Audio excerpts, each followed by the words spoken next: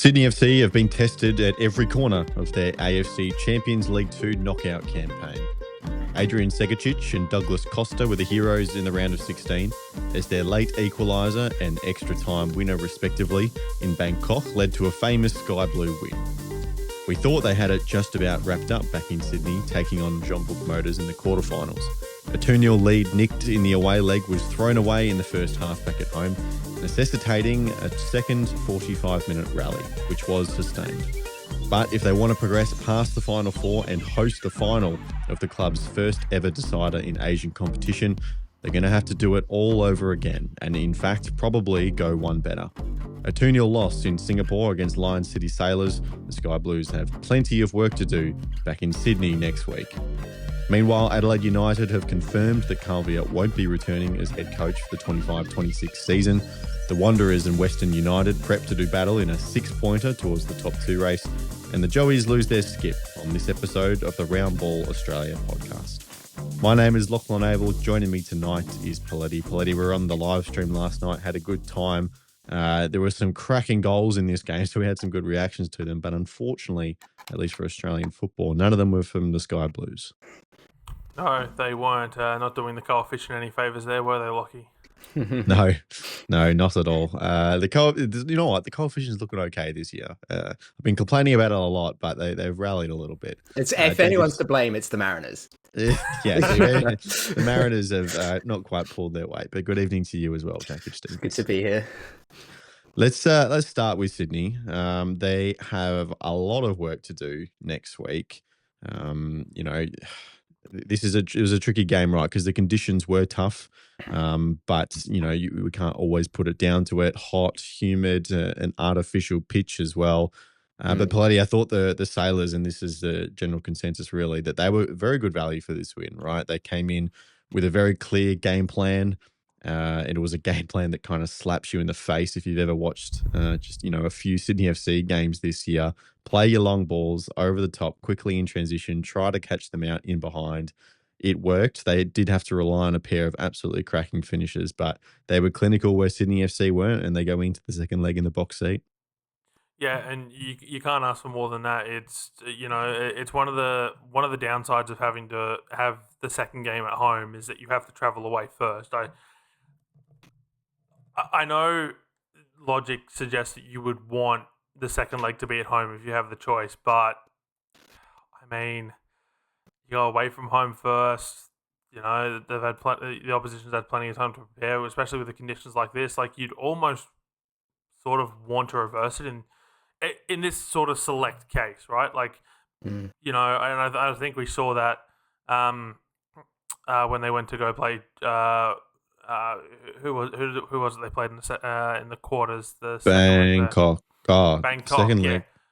Yeah, in the round of 16. Yeah, they had to travel. The round of 16. Yeah, they had to travel to go play Bangkok, and they sort of did well there in that second leg and did it away from home.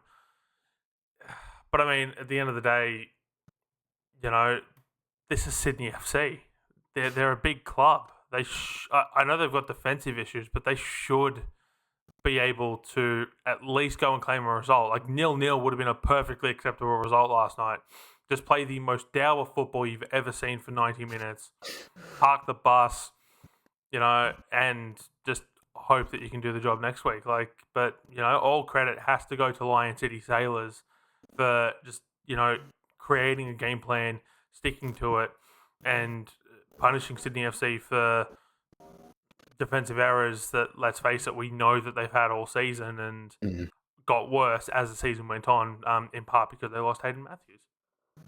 Jacob, almost ironically, like the A-League has a final series. So, someone who didn't understand the league very much would probably look at it and go, oh, those coaches must be, decent at managing knockout football, right?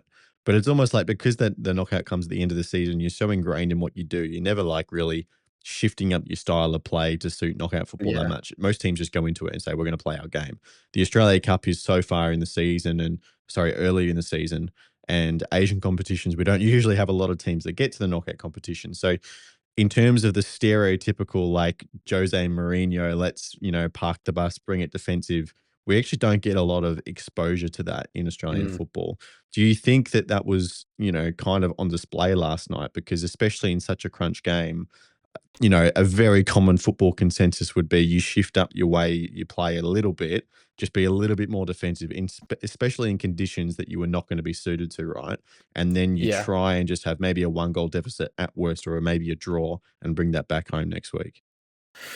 It's a tough one, right? Because, I mean, common knowledge would tend to suggest that that's probably a good move, especially with sort of this run of fixtures that Sydney now has, where it's really crunch in the back end of the season. Obviously, they've got Auckland this weekend in the league away. Is it away that they are to Auckland? No, it's at this home. Weekend? It's at No, home. it's at home. Still a massive game, though. Obviously, Auckland top of the table. It's not easy for them, but I don't think that Sydney are capable of it, not because they don't have the players for it, but I think that they are so invested in what they are trying to do. And I think Tale has worked so hard and so long with these players on getting things right, especially in possession in that final third, that fluid sort of relationist football that we've spoken about in the past, that perhaps there's not been those opportunities, like you said, in knockout competition, because, I mean, the Australia Cup, you're only going to be coming up against NPL or A-League competition anyway. There's not anybody that's going to be a step above you where you're going to feel the need to exercise caution. And then in the A-League finals as well, it's a case of you've played these guys at least twice already this season, some of them 3 times this season, so you kind of know what you're going to expect. There's none of this sort of wild card like Lion City are, right? I mean, they're a team who probably, a couple of weeks ago didn't think they were going to be at this stage, right? They just got absolutely pumped in the preceding game, and then it was an oversight, and Valère Germain is ineligible, and the result gets overturned, and all of a sudden they're given a lifeline. And it's a difficult one for Sydney, because you would want to play defensively and conservatively. It's what the Mariners did well in their triumph last season, was they went on these difficult away fixtures. The ones at Abdish Attar comes to mind, where that was a really scrappy game and they didn't play well, but they held their nerve enough to make it an interesting game on the return leg, and give themselves a shot, I don't think Sydney have done. Do you reckon that, like, just the fact that Mark Jackson is English and has grown up in that environment where there is so much cup football and so many knockout ties like that, so a slightly difference in culture, I guess? It could be. I think it helps as well that Mark Jackson, at least tactically, likes to make a lot of adjustments, and he enjoys having that flexibility and the ability to make changes between games and during games to sort of shore things up and keep the result in their favour. Obviously, it's not quite gone their way this season, but they've had a lot of player movements. Whereas with Sydney, it's pretty clear that they want to play the way that they want to play, which is this fast-paced, dynamic, attacking football, and that's because of the players that they've got up that in that front four, where you look at it and you're going, these guys, the way they're going to win is by scoring 3-4 goals, right? And it's Tale's conceded that a couple of times already this season. He said, we know that we run a risk of conceding goals based on the way that we play in possession, but it's about risk versus reward, and we've weighed it up and we think this is the best way forward. So yeah, I think that maybe it's not stubbornness, but it's just a full belief in himself and his system that it's going to get those results, and it's just these games like this where they're very rare. Until Segacic came on the pitch, they weren't really creating many chances, Sydney, in the final third, and then they did create a couple and they couldn't quite take them. So that's the other end of the sword, is if you don't take those chances, you're still left vulnerable. You're going to concede a couple of times. It's difficult to claw your way back in. So it could be a cultural thing, but I think it's more just a belief in the system that they have set up, and they think, why do we need to change? We are so good when we are firing on all cylinders and things are going our way, but when you have a game like this, it sort of shows perhaps a bit of naivete in that approach, in that you can't adjust, you can't sit back and defend for a little bit of time, because you're just constantly under pressure with how open you are in transition. So yeah, look, it's a tough one, and it's really disappointing to see, because I think we were all going into that one expecting a very, very good game, but also expecting Sydney to really try and put Lion City to the sword, and they just couldn't manage it. So it's I don't expect Tale and Sydney to change things up dramatically for the return leg. I think that they're going to go even harder, perhaps, because obviously they need to make up that deficit now. But it's a bit of a shame that it's all sort of starting to unravel for them now at this stage, when it seems like they're so close to that final appearance. Well, let me play devil's advocate for a moment there, Jacob.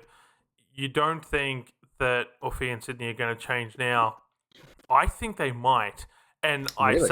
I say that because fan discontent is really starting to grow around Sydney FC. They are a club that does generally listen to their fans, particularly the more vocal sections of the fan bases.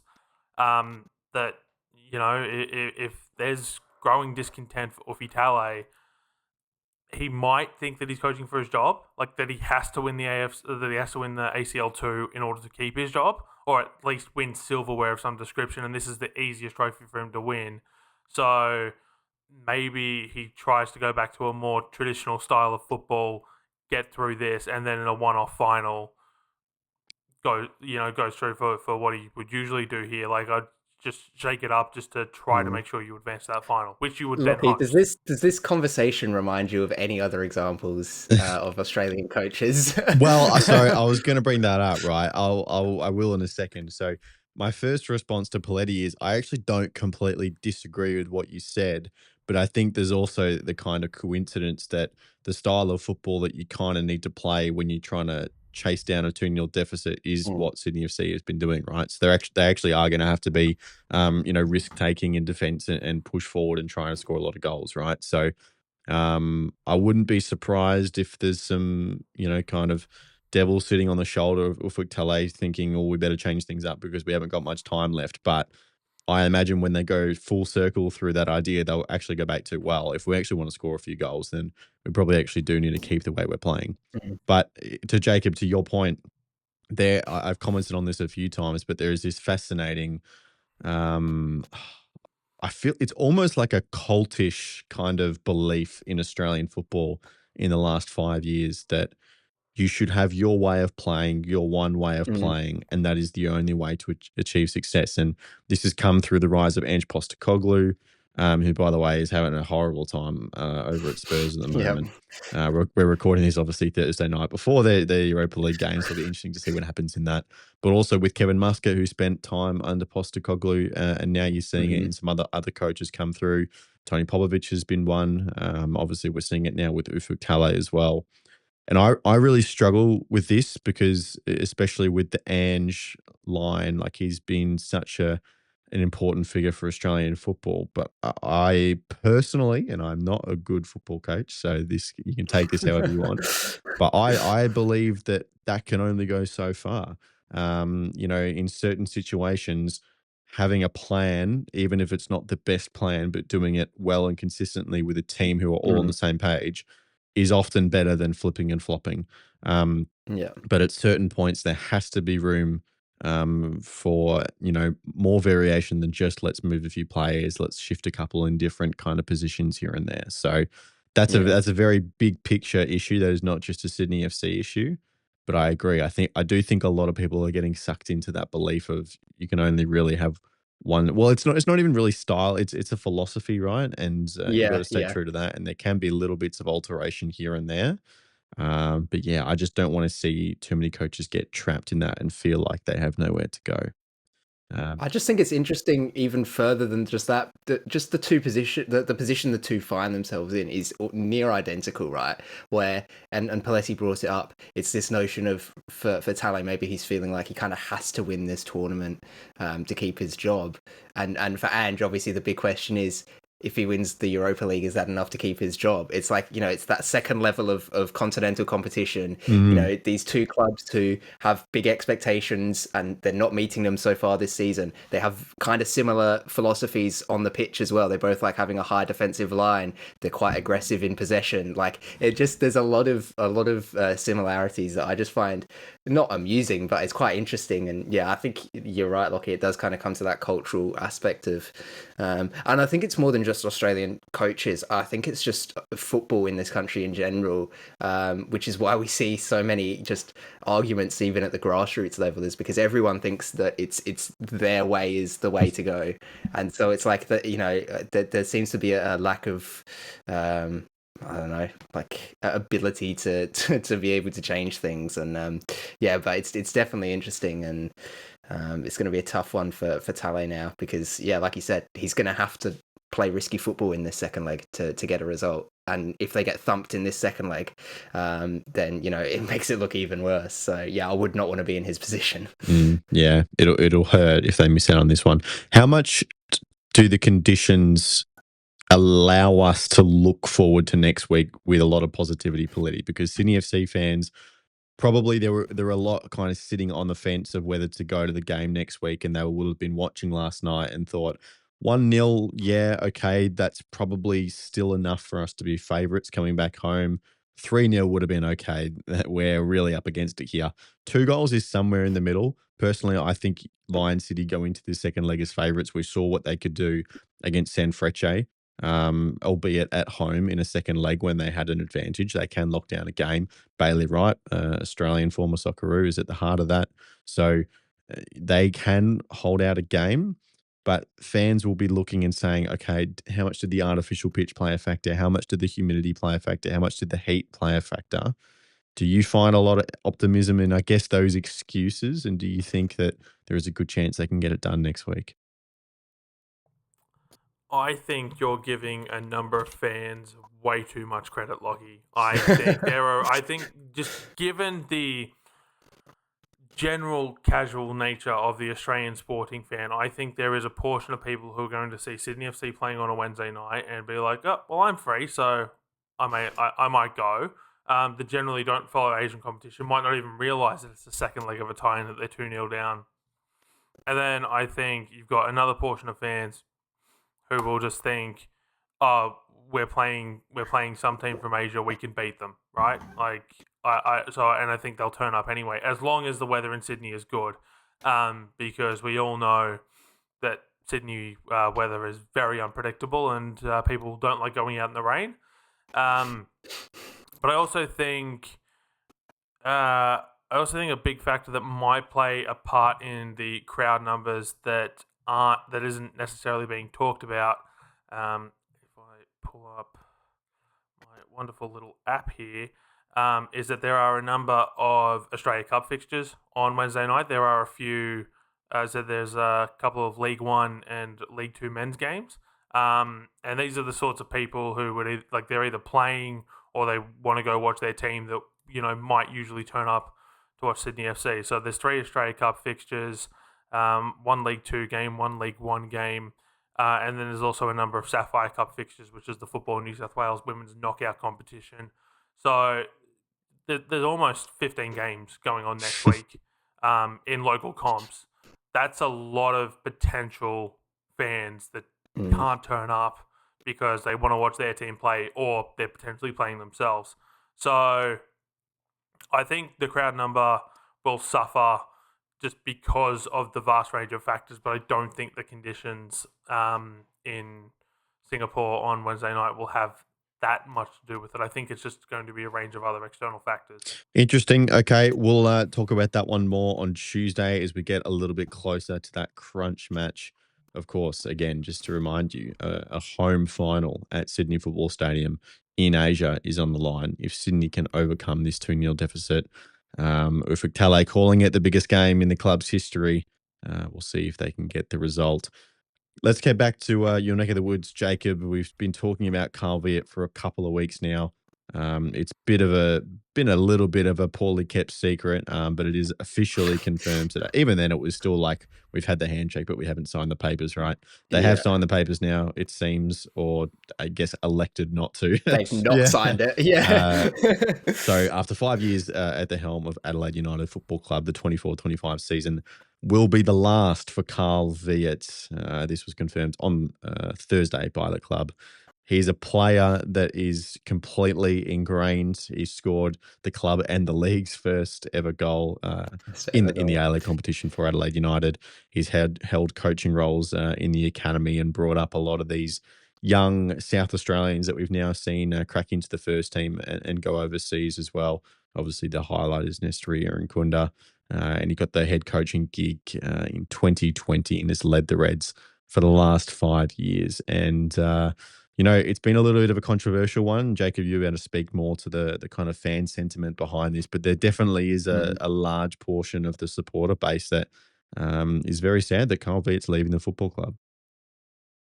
I think it's just generally across the fan base, it's quite a bittersweet moment, because I think even those that, you know, perhaps wanted him gone, I think they still sort of realise the gravity of, you know, it's kind of like that Arsene Wenger moment for Arsenal, where it's like you're losing this guy who's been at the club for, so obviously it's not the same length of time, but it's like, you know, you're losing a guy who's been a cornerstone of the club 20, for 20 such years, a to long be time. fair, connecting to a player. Yeah, literally, yeah, and you know, 5 years as head coach.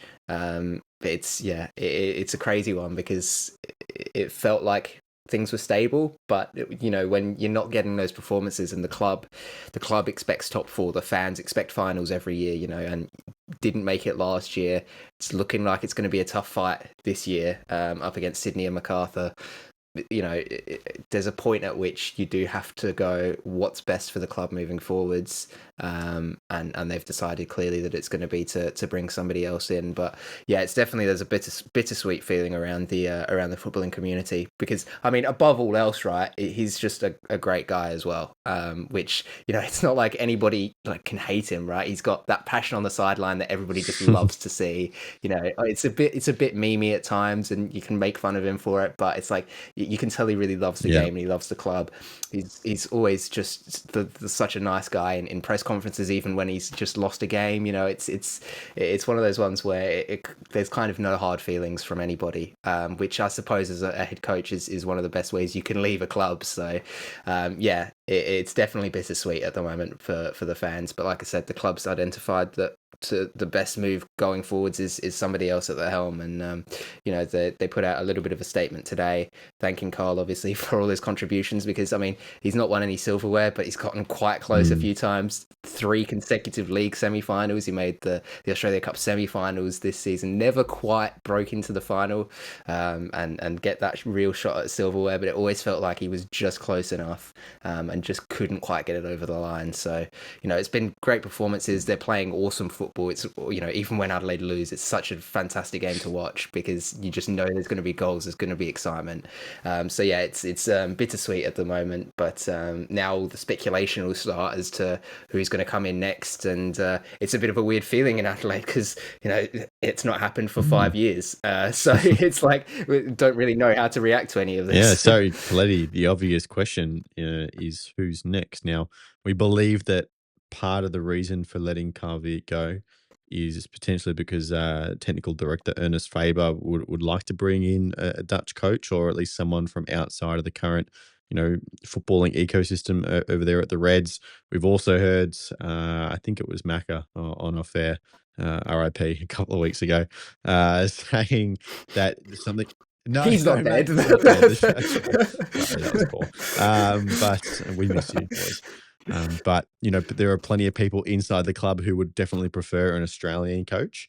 But from the sounds of it, the people that want that are not the people, Poletti, that are going to actually be making that decision. Yeah, it's very much a case of, you know, who's going to win out, and usually in these sorts of cases, the ones who are putting in the money are the ones that win out. I mean, if you want a Dutch coach, I'm not going to pretend like I know the Dutch coaching ecosystem too well. But I mean, Louis van Gaal, Gus Hiddink. Anyone want to roll out some classics from the past? Well, I mean, Adelaide have had 2 of their own in Rini Coolen and Gershon Verbeek, and I think perhaps the less said about those 2, the better, at least from an Adelaide perspective. Do you think if obviously we've talked a lot about Mark Milligan in terms of his role leaving the club to go to the Malaysian national team as an assistant, and now potentially signing for the Newcastle Jets? Does it feel, obviously, if they had, you know, if Ernest had his heart set on someone outside of, you know, Australia, then that is what it is. But do you feel like they've missed the boat a little bit on the opportunity to pick Milligan?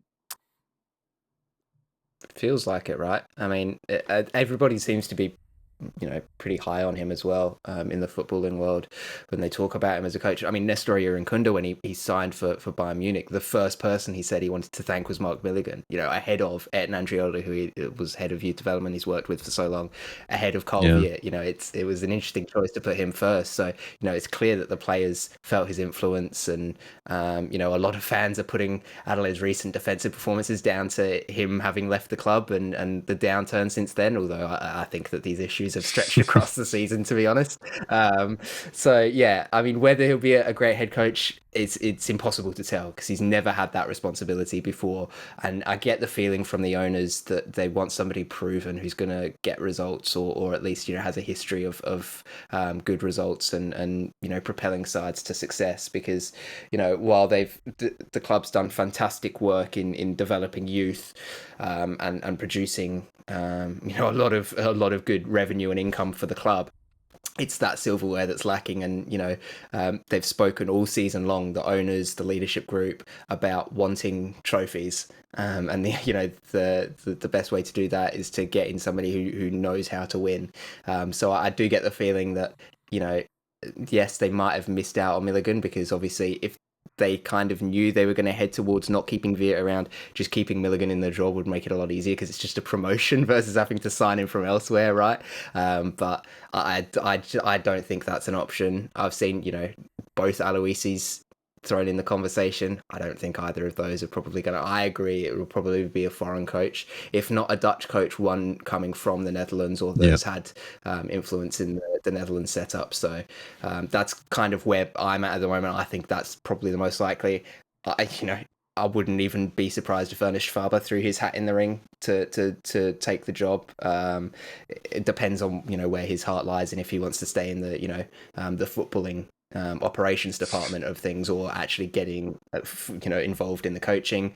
Who knows? But he's had experience as a coach. He coached PSV's youth sides for a while, so yeah, there's a lot that of would be so Let him do both. controversial. He was like, "Nah, coach out." That would be, that would be peak A leagues, honestly. Though, just the technical director deciding to fire the coach and then just being like, bugger it, I'll do it myself. And then what about Carl? Right, he's someone who's been so ingrained with South Australian football. It's honestly quite hard, Poletti, to imagine him managing anyone else in the league. It just kind of feels odd, right? I know they don't have a uniform, but he kind of has his red on a little bit. It's like there's so many clubs that it feels odd, It's like those football manager moves, just like, oh, that couldn't happen. But he's been, as Jacob has pointed out, he's been a generally successful manager. He hasn't always had the most resources behind him. He's had to play a lot of kids, and he's made 3 A-League semi-finals and a Cup semi-finals. So maybe, another club could be interested in him. We know that there's going to be probably a lot of jobs up for grabs at the end of this season. Maybe there's some space for him still inside Football South Australia in a different role, some kind of, youth development position, kind of a little bit more behind the scenes. Again, it depends if his kind of heart is set on coaching. I guess that the probably A-League managerial question is more prevalent. Could you see him knocking it around at another club? I absolutely can. So I've got 2 answers to this question, and I'll go the serious answer first. You mentioned the idea that coaches don't necessarily wear uniforms, but he's sort of always been tinted red. I mean, as we can tell by the glorious shirt that Jacob is wearing, red isn't too far on the colour scheme from orange. I think there might be a job coming up. A lot of Adelaide players have recently gone to Brisbane. I have seen people saying that might be a I think there might be a job coming up north of the border here for me in southeast Queensland. Don't mind that. The joking answer is he's going to coach the Adelaide United youth team at Football South Australia. I wonder if he could be in line for a national team junior position. Oh, we're going to talk about the 17s a little bit later, but the under 23s haven't exactly been lining it up either. I wonder if one of those positions came back. I hear the Matildas need a coach. Yeah, the Matildas need a coach, but he hasn't worked in women's football. But it's interesting. But he's available. That's true. He's off contract, very publicly off contract. But yeah, I wonder what will come next for Carl Veart. Let's jump into our weekend look, shall we? It's going to be a very interesting week, and there are a couple of games that are going to have big ramifications, and I'm going to kick it off with my burning question, which is, can Western United withstand, the Wanderers' attack? The Wanderers, again, we've been talking about them. They're the best attack in the league, and this is a matchup that, it is incredibly likely that we could see in the final series, so it seems like a little bit of a preview. It's going to be a bumper one. And, Western United have probably, I was thinking about this before. Auckland United, obviously known for the defense, Wanderers for their attack, Victory for their attack, right? And their creativity. Western United and probably Melbourne City, obviously, City have equal or maybe the best defensive record in the league as well. But Western United feel like the best balanced team throughout those top six potentially. So, can they withstand the Wanderers' attack? But also, Poletti, there's news on the Wanderers as well, which I think we can tackle now, is that their captain, Lawrence Thomas, has signed a 2-year extension, which is very cool. Yeah, he has. So he's a local junior. Hails from Western Sydney. Started at Marconi Stallions, Blacktown City. Began his senior career at Bankstown City. So it's very much embedded in the Western Sydney area. He's made over 70 appearances since joining the Wanderers in 2022. Best goalkeeper in the competition in the 22-23 season. And the fact that he's sticking around, we sort of know they haven't had the easiest run with goalkeepers in the last few years, particularly since COVID. A lot of people coming in and out. So that stability that's there, to lock up your club captain, Alan Stajic as well, was very glowing in the press release at least, which, I mean, if you're going to bank your getting another contract on, the fact that your goalkeeper's re-signing, your club captain, I mean, there's a lot worse people you could try to anchor yourself to if you're Alan Stajic trying to get another deal, given he was only on the 1-year deal to start with. But absolutely, yeah, big news for the Wanderers, and might give them a bit more of that stability. I'll throw in a little bonus burning question for you then. How long is it going to take them to re-sign Alan Stajic? Like, could he really screw up that bad from here that another 1 year or 2-year deal wouldn't make sense? That seems kind of odd to me. I'm sure they're talking about it, but I wonder if there's. I know I just joked about the fact that Matildas need a coach, but they could very much just be keeping an eye on the coaching market, seeing who becomes available, whether they want someone. Like maybe they had someone in mind last year. Yeah, as a stopgap. Couldn't get them.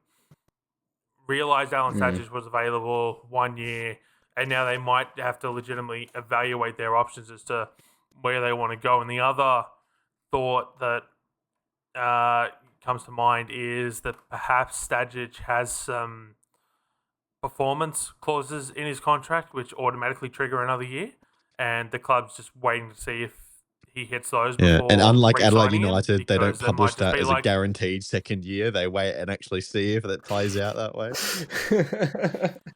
because if Stajic has a performance bonus in his contract that says make semi-finals another year, triggered at the exact same pay that he's already got, well, then there's no point trying to negotiate a deal now, right? You just wait and see if he makes the semis, and then boom, there's another year on the deal. They'll announce it, and if they don't, then maybe they try to negotiate.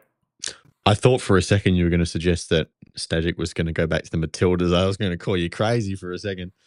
I thought that's where they were going as well. You will never hear me saying that. That's why I was so surprised. Like, there's no way they're going there.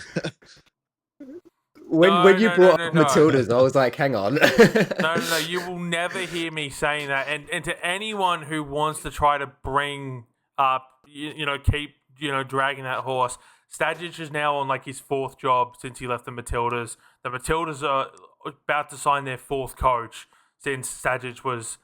Let it go. It happened. Move on, Let's people. move on. Please.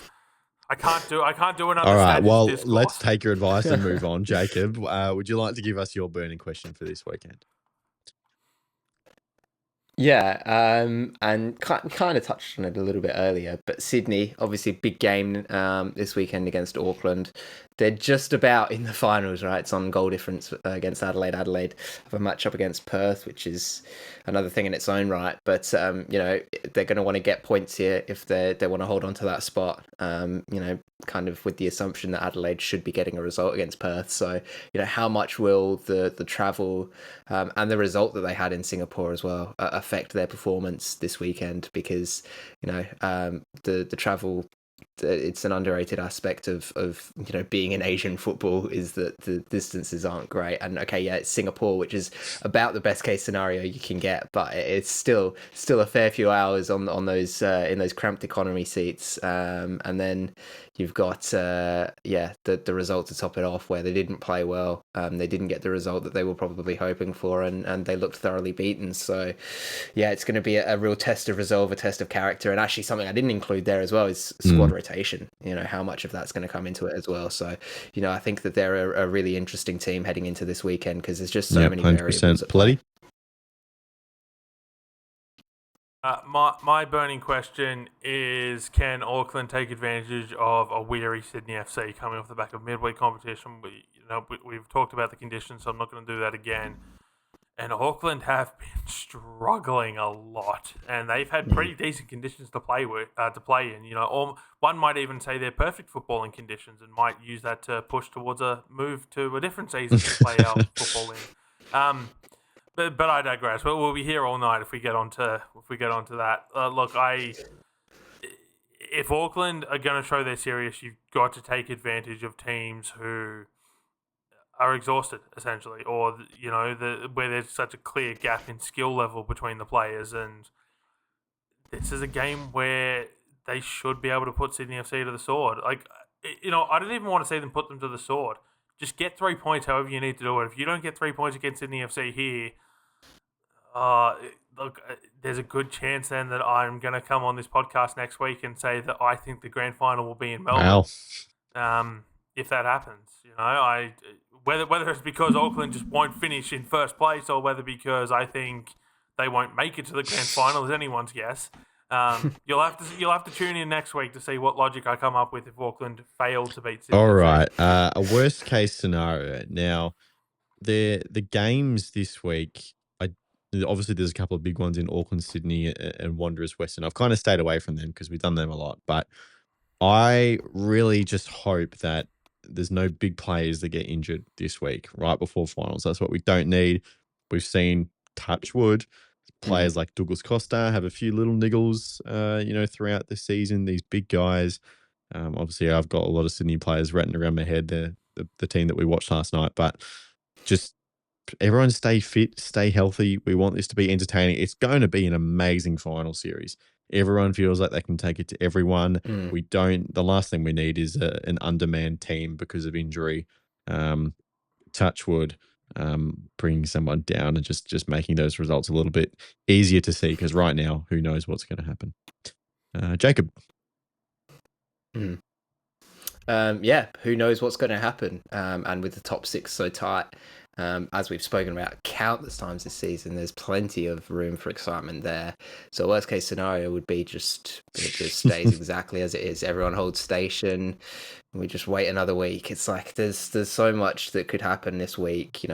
City could jump up into second. Sydney could fall back out of the sixth. Places could be swapped. It could be home finals. It could be not home final. Just there's so many permutations going on with the fixtures that we have this week, and it's like just nothing happens would just be so boring in comparison to all the chaos that could be thrown into the mix. My worst case scenario is that City drop points to the Raw. We've gone on and on and on about the Raw this season already. City are starting to get players back. I know that they're going to be without someone. I did see Joey Lynch tweeted out, but I don't remember. I want to say Lecky. Who he said off the top of my head. Say Lecky. No, I thought maybe he was coming back in. They're definitely. Let's pull out the old. Who was good to go? There was someone that was good to go. I can't remember now. I'm sorry, Joey. Okay. Oh wait, what am I saying? I'm not Joey. Far out. Ain't going. But anyway, yeah. Regardless of who it is, I think there's the City is starting to get players back. They're trying to prepare themselves. It was Samuel Supreme. Soupy. With a calf strain, but they've got such a strong side. They're getting a lot of their players back. If they drop points to this Brisbane Royal side at home, I might get the marker through them already. I don't think they can do anything in the finals. You've got to be beating these sorts of teams at home. top 4 spots on the line here. Yeah, I mean, apart from Go out Zippy, and win. they're full strength now.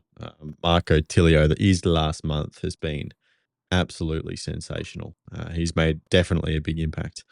Where are we? That we finished. Okay, cool. Worst case scenario done. Finally, a ping from distance. I have a bad feeling about Melbourne victory this week. They just strike me as such a momentum-filled team. And that victory over the Adelaide United would have given them so much confidence.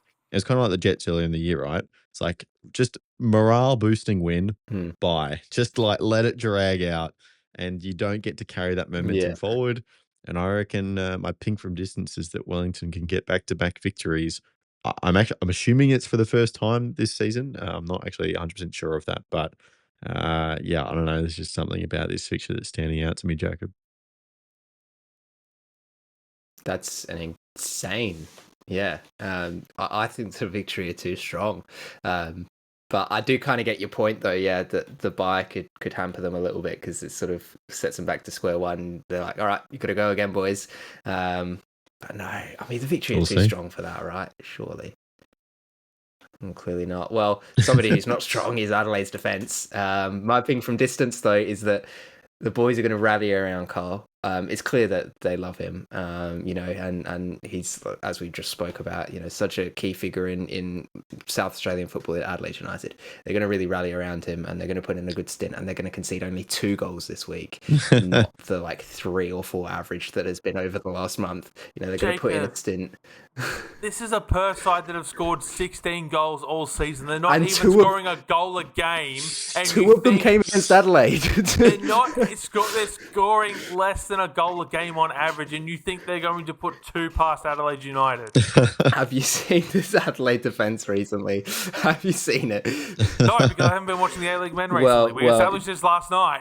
That is true, but yeah, that's a good thing for your mental health, because it's a case of, it's like Adelaide will score a goal and the defence will go on vacation. It's crazy. And I mean, Taggart tore Adelaide apart in that game at Cooper Stadium earlier on in the season. Finished 2-2. But yeah, I think Perth can get some goals here, but we'll see. It is. We'll see. Sorry, I got to jump back in here. I got to rewind a little bit. I've just discovered something amazing, right? My apologies to the Wellington Phoenix. They have, at one point this season, won 2 games in a row. Guess what the second fixture in that run was? At home. Was it victory? It was Melbourne No, it victory was at Adelaide. home. It's the exact same fixture. I completely forgot. This is, because we're playing 26 games this season, there's 13 teams. There are 2 teams that everyone plays 3 times. And it just so happens that, 3 times, Wellington away is one of the fixtures, along with the Melbourne Derby, that the Victory are doubling up with. And that was the last time Wellington won 2 in a row. So there you go. I've got some numerology to back up my ping from distance. Poletti, you want to finish this off? Yeah, my ping from distance is that the Wanderers will get a crowd over 10,000, and this is not a jab at the Wanderers. This is fact. They have not drawn crowds this season. The numbers have been shocking, but it's not just a Wanderers problem. It has been a league problem, and we'd be here all night if we wanted to re-talk about all the crowd numbers. Crowds are up, I know one club that's not struggling. But I don't know. It seems every time I see a crowd number, it's less than what I expect it to be. Maybe my hopes are too high. Yep. But yeah, sounds like a you problem. But yeah, look, I think if there was going to be a week that the Wanderers were going to get 10,000, this might be it. They've got Western United coming to town, who are high flying on the ladder. The Wanderers are doing well. They were doing a promotion earlier this week. One Deland, where they're giving registered players, might have just been juniors, but registered players in the Western Sydney region access to $1 tickets for the game. So, hopefully we see a lot of people in the stands on Sunday afternoon. I don't mind it. Well, some other news that has popped up for the first time ever. We're not quite there yet, but the A-League finals will be played with a bespoke ball. Now, if you're one of the Merricks and you understood that reference, you will have seen this already on the A-League's YouTube channel. Yes, I was going to say this was. I was going to say this was revealed First last week. seen on Nick Stoll and Daniel Georgievsky's. What is it called? Welcome to the warm up. There we go.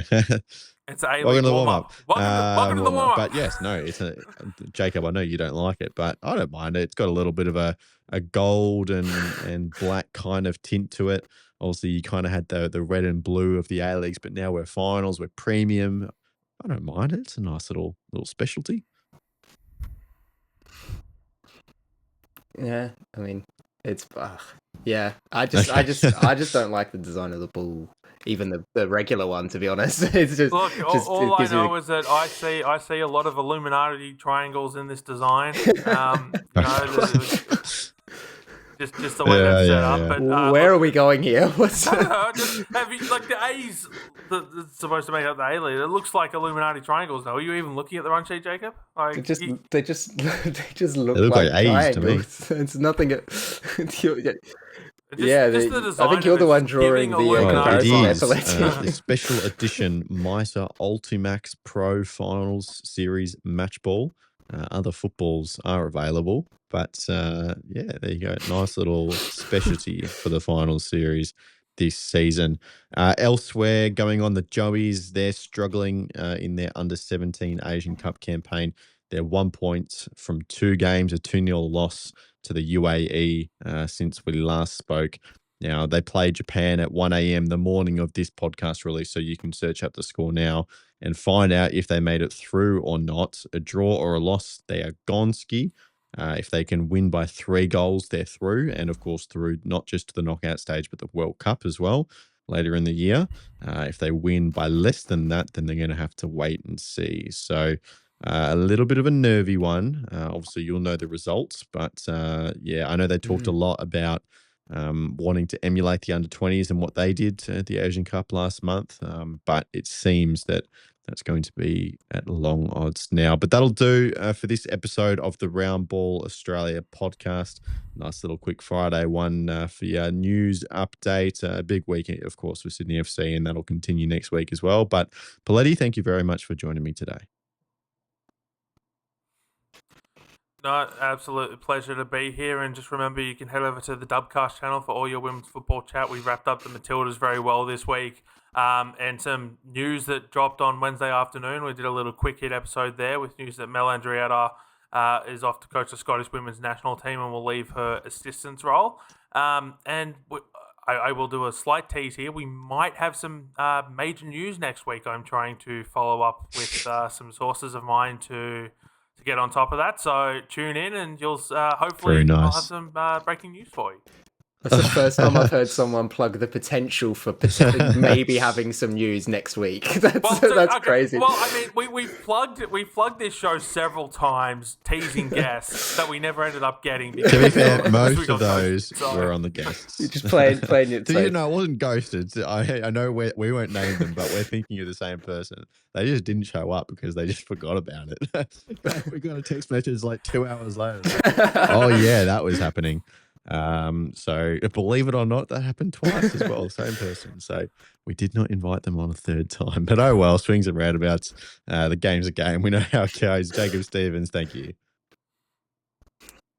Thank you very much, good fun as always, everyone guys. at home listening. We appreciate your company as well. Again, we've talked about this, but the podcasts are going, smaller and smaller. There's not as many of us as there were at the start of the season. So by supporting us, you really help us keep us going. So we appreciate that. But we'll see you back on Tuesday. Enjoy your weekend of football action.